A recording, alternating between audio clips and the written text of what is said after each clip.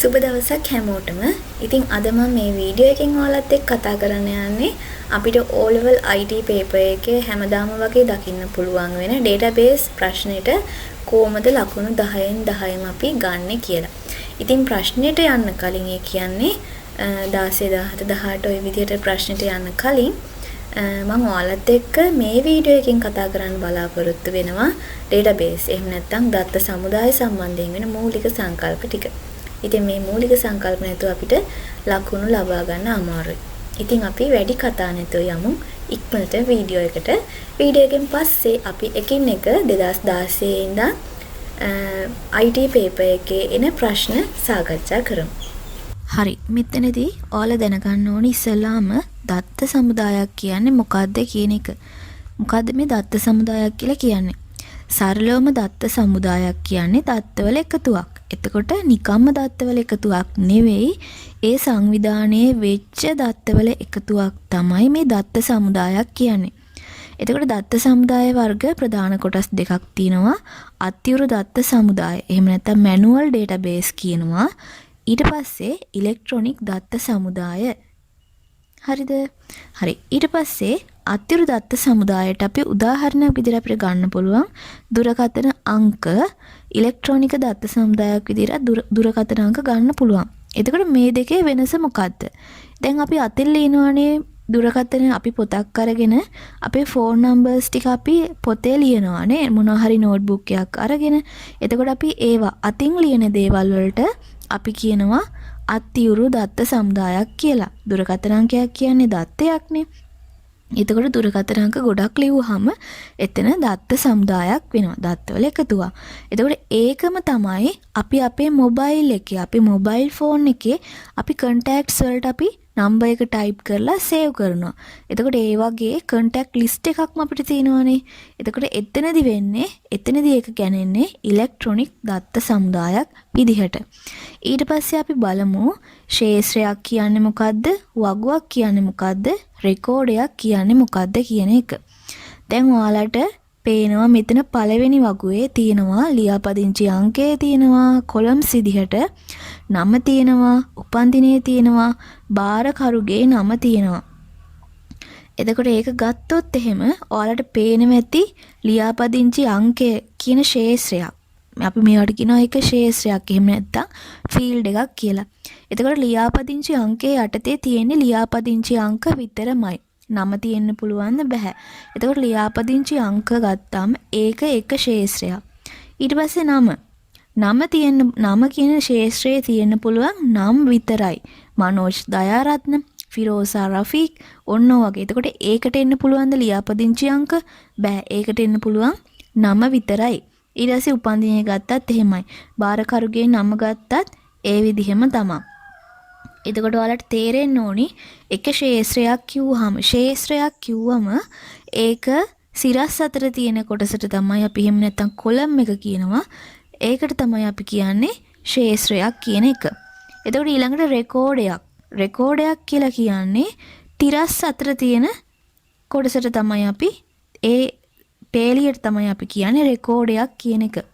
එතකොට රෙකෝඩයක් හැදෙන්න නම් ශේෂ්ත්‍ර දෙකක් හෝ ශේෂ්ත්‍ර කිහිපයක එකතුවක් වෙන්න ඕනි. ලියාපදිංචි අංකය, පොතේ අංකය, ලබාගත් දිනය, බාර දිය යුතු දිනය ඔන්න ඔය වගේ අදාළ දත්ත කීපයක් එකතු වුනහම තමයි තිරස් අතර හැදෙන පේලියට අපි කියනවා රෙකෝඩයක් කියලා. එතකොට ශේෂ්ත්‍ර කීපයක් එකතු වෙලා රෙකෝඩයක් හැදෙනවා. රෙකෝඩ කීපයක් එකතු වෙලා වගුවක් හැදෙනවා. ඔන්න ඔය විදිහට තමයි මෙතනදී මේ ක්‍රියාවලිය සිද්ධ වෙන්නේ. දැන් මේක ගත්තොත් එහෙම ඔයාලට පේන්න ඕනි ඇතුළත් වීමේ අංකය හැම කොලම් තුනකම තියෙනවා. ඒ කියන්නේ 3 දිනකගේ විස්තර තමයි තියෙන්නේ. ඇතුළත් වීමේ අංකය, නම, උපන්දිනය, ස්ත්‍රී පුරුෂ භාවය, දුරකථන අංකය පළවෙනි කොලම් එකේ තියෙන ඒ ටිකම නැවත නැවතත් 3 වතාවක් ලියවිලා තියෙනවා. ඒකට අදාළ දත්ත ටික හැබැයි වෙනස්. නේ? හරි. අපි ඒක පොදු විදිහට හදලා වගුවක් විදිහට හදන්න පුළුවන්. පොදු දත්තයක් විදිහට ගත්තොත් එහෙනම් අපිට ගන්න පුළුවන් හැමෝගෙම ඇතුළත් වීමේ අංකයේ විදිහට යට වගුවේ බලන්න.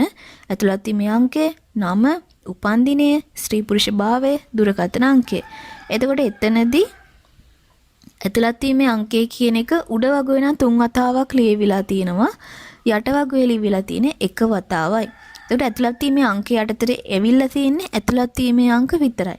දැන් මෙතනදී ශේෂ්ත්‍ර මොනවද කියලා අහුවොත් එහෙම අපිට කියන්න පුළුවන් ඇතුළත් වීමේ අංකය එක ශේෂ්ත්‍රයක්. නම එක ශේෂ්ත්‍රයක්. උපන්දිනයේ තවත් ශේෂ්ත්‍රයක්. ඔන්න ඔය විදිහට. එතකොට මට එක රෙකෝඩයක් කියන්න කිව්වොත් එහෙම අපිට 1426 කවිඳු ප්‍රභාෂර 2005 පුරුෂ ඊට පස්සේ දුරකථන අංකය අර 0.35 2287යි 571 ඔන්න විදිහට කියන්න පුළුවන්. දැන් මම හිතනවා ශේෂ්ත්‍රයක් රෙකෝඩයක් වගුවක් කියන දේ ගැන ඔයාලට අදහසක් ඉන්නේ නැති කියලා. ඊට පස්සේ අපි බලමු ප්‍රාථමික යතුර එහෙම නැත්නම් ප්‍රයිමරි කී කියන්නේ මොකක්ද කියලා. ඔයාලට මෙතනදී ඉගෙන ගන්න තියෙනවා ප්‍රාථමික යතුර, ආගන්තුක යතුර, ඊට පස්සේ සංයුක්ත ප්‍රාථමික යතුරු කියන තුන් වර්ගය ගැන. ඒ තුන ඉගෙන ගත්තා නම් ඔයාලට ඩේටාබේස් ප්‍රශ්නෙට උත්තර ලියන එක හරිම සිම්පල්. හරි අපි බලමු ප්‍රාථමික යතුරු කියන්නේ වගුවක රෙකෝඩ අනන්‍යව හඳුනා ගන්න පුළුවන් තීරුවක්. හරි තීරු සංයෝජනයක් හරි තමයි ප්‍රාථමික යතුරු කියලා අපි කියන්නේ. එතකොට මේ ප්‍රාථමික යතුරේ විශේෂ ලක්ෂණ තියෙනවා. ඒ ප්‍රාථමික යතුර හිස් වෙන්න බෑ. ප්‍රාථමික යතුරට අයිති දත්තය හිස් වෙන්න බෑ කීයටවත්. ඊට පස්සේ තව එකක් තමයි සමාන අගයක් තියෙන්න බෑ. ඒ කියන්නේ ඩුප්ලිකේට් වෙන්න බෑ කියන එක. ප්‍රාථමික යතුරට උදාහරණයක් විදිහට 1 දුන්නොත් ඒ 1 කියන ඉලක්කම තවත් තැනක තියෙන්න බෑ. උදාහරණ විදිහට ගන්න පුළුවන් පුද්ගල හැඳුනුම්පත් අංකය කියන්නේ අපේ ID එක. අපේ ID එක ඔයාට තියෙන ID එක නෙමෙයි මට තියෙන්නේ. ඔයාට තියෙන ID එක වෙන කාටවත් තියෙන්න පුළුවන්ද? බෑ.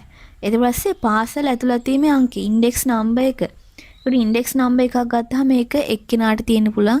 එකේ ඉන්ඩෙක්ස් නම්බර් එකයි. ඒක වෙන කාටවත් තියෙන්න බෑ. ඔන්න විදිහට තමයි ප්‍රාථමික යතුරට අපි අයිඩියා එකක් ගන්න ඕන.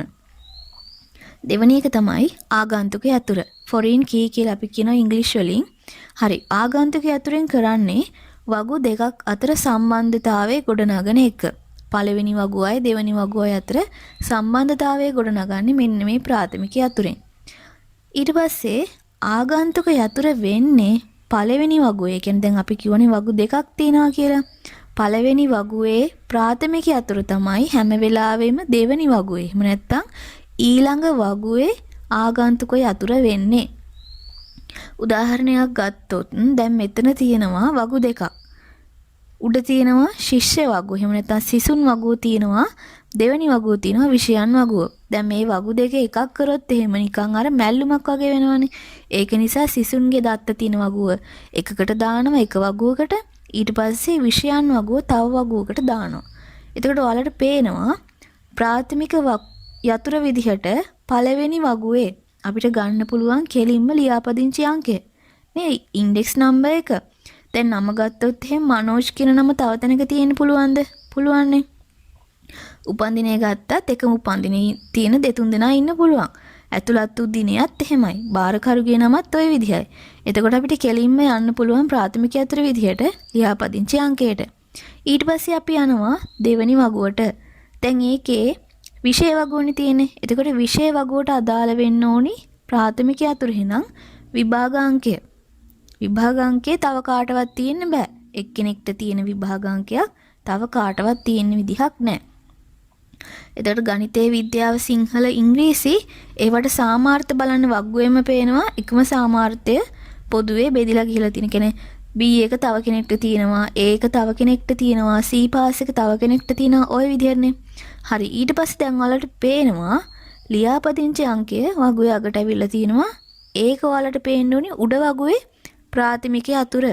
එතකොට ඒ ලියාපදිංචි අංකයේ තියෙන කෙනාගේ රිසල්ට්ස් තමයි දෙවෙනි වගුවෙන් අපිට බලා ගන්න පුළුවන් වෙන්නේ. දැන් විභාගාංකයෙන් අපිට කෙනාගේ විස්තර දැනගන්න බැහැනේ සිසුවගේ විස්තර. අපිට එතකොට සිසුවගේ ලියාපදිංචි අංකය විෂය වගුවට සම්බන්ධ කරාම ඒ ශිෂ්‍යයාගේ විස්තර උඩ වගුවෙන් අපිට බලා ගන්න පුළුවන්. එතකොට ඒ පළවෙනි වගුවේ ප්‍රාථමික යතුර තමයි දෙවෙනි වගුවට ඇවිල්ලා දෙවෙනි වගුවේ ආගන්තුක යතුර වෙලා තියෙන්නේ. හරි ඊළඟට අපි බලන්න ඕනේ සංයුක්ත ප්‍රාථමික යතුර කියන එක. කොම්පොසයිට් ප්‍රයිමරි කී කියලාත් කියනවා.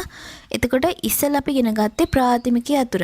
එතකොට අපි ඒ ප්‍රාථමික යතුර තෝරගත්තේ ශේෂ්ත්‍ර කීපයකින් එක ශේෂ්ත්‍රයක් තමයි ප්‍රාථමික යතුර විදියට තෝරගත්තේ. හැබැයි මෙතනදී ප්‍රාථමික යතුර සංයුක්ත වෙලා තියෙනවා. අපි බලමු කොහොමද වෙන්නේ කියලා. මේකේ හැඳින්වීම දීලා තියෙනවා වගුවක රෙකෝඩයක් අනන්‍යව හඳුනාගත හැකි තීරු දෙකක් හෝ වැඩි ගණනක් එකතු වෙලා සෑදේ කියලා. හරි අපි මෙහෙම බලමු. මම ඔයාලට මේ වගුව ඇසුරෙන් ප්‍රශ්නයක් අහනවා.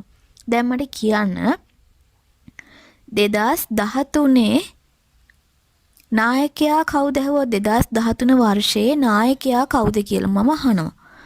දැන් ඔයාලට උත්තරයක් දෙන්න පුළුවන්ද? 2013 වර්ෂ 3ක් තියෙනවා. ක්‍රීඩා 3ක් තියෙනවානේ. එතකොට නායකයෝ 3 දෙනෙක් ඉන්නවා. එතකොට ඔයාලා උත්තරයක් දෙනවා නම් ඔයාලට නායකයෝ 3 දෙනාගේම නම කියන්න වෙනවා. මම ඇහුවොත් එහෙම ක්‍රිකට් වල නායකයා කවුද කියලා ඔයාලට කියන්න පුළුවන්ද? ක්‍රිකට් වල නායකයා කවුද ඇහුවොත් එහෙම ඔයාලට කියන්න විදිහක් නැහැ. හරියට මෙන්න මෙයා තමයි නායකයා කියලා. මොකද අවුරුදු දෙකක වර්ෂ දෙකක ක්‍රිකට් වල නායකයෝ දෙන්නෙක් ඉන්නවා. 2013 වර්ෂයේ ක්‍රිකට් වල නායකයා රශ්මි සේනාරත්න, 2014 ක්‍රිකට් වල නායකයා මුබාරක් හුසේන්. දැන් මම මෙහෙම ඇහුවොත් බලන්න උත්තරයක් දෙන්න පුළුවන්ද කියලා. මම අහනවා 2013 පාපන්දු ක්‍රීඩාවේ උපනායකයා කවුද කියලා. හොඳට අහගන්න. 2013 වර්ෂයේ පාපන්දු ක්‍රීඩාවේ උපනායකයා කවුද කියලා ඇහුවොත් එහෙම ඔයාලට උත්තරයක් දෙන්න පුළුවන්ද? පුළුවන්නේ. එතකොට 2013 පාපන්දු වල උපනායකයා වෙන්නේ විනෝදන් රාජ්. හරියටම උත්තරේ ගන්න පුළුවන් වුණා. දැන් බලන්නකෝ උත්තරේ ගන්න නම් අපිට කොලම් කීයක් ශේෂ්ත්‍ර කීයක් සම්බන්ධ කරගන්න ඕන වුණාද ප්‍රශ්නය අහන්න.